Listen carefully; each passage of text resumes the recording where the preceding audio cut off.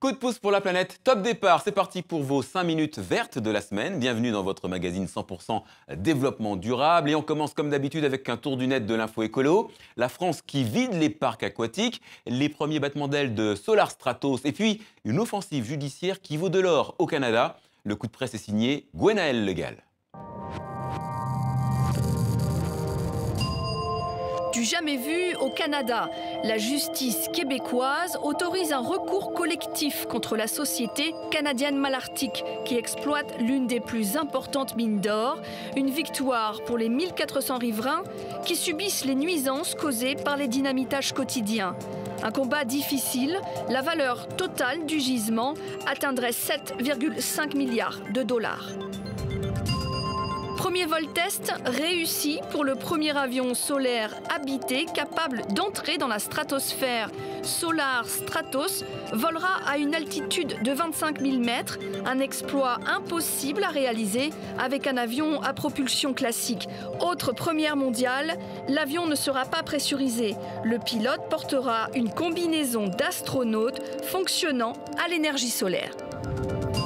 Un dauphin captif dans un parc aquatique pour divertir le public.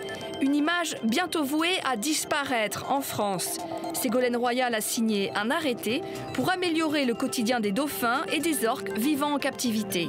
Victoire pour les associations de protection animale, stupeur pour les directeurs de parcs qui pourraient faire appel de cette décision. Prendre sa douche, son bain, mais tout en alimentant son chauffage, il fallait juste y penser. L'eau chaude, c'est de l'énergie, il suffit de la récupérer, oui, mais comment? Mode d'emploi avec le coup de pouce de la semaine. Il est signé Laurent Vandenberg. Dans cette famille comme dans tant d'autres, on consomme des dizaines de litres d'eau chaque jour.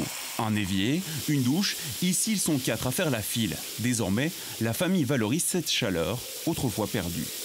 Bien sûr, ça fait pas mal d'eau chaude qui finalement termine à l'égout et donc le but c'était de trouver une solution pour récupérer une partie de cette énergie et pouvoir l'économiser.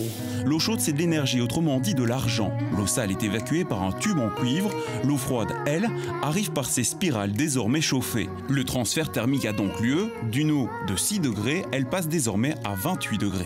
Donc au lieu d'avoir votre robinet avec l'eau froide à 6 degrés et l'eau chaude à 60 degrés et de mitiger les deux, ici l'eau froide étant à 25-28 degrés, on va utiliser 30, 40, 50% d'eau chaude en moins. Les calculs de performance promettent d'importantes économies, chez les professionnels comme chez les particuliers. Pour de l'unifamilial, on peut considérer qu'on est autour de 100 à 120 litres de mazout par an économisé, ce qui représente plus ou moins 16 à 17% d'économie. On peut monter jusqu'à 20% en fonction de l'utilisation évidemment des douches, des salles de bain, etc. Quand on passe dans du professionnel, on peut tabler sur 20% au minimum d'économie au niveau de l'utilisation. Pour les douches, c'est moins 50% d'énergie pour la chauffe de l'eau.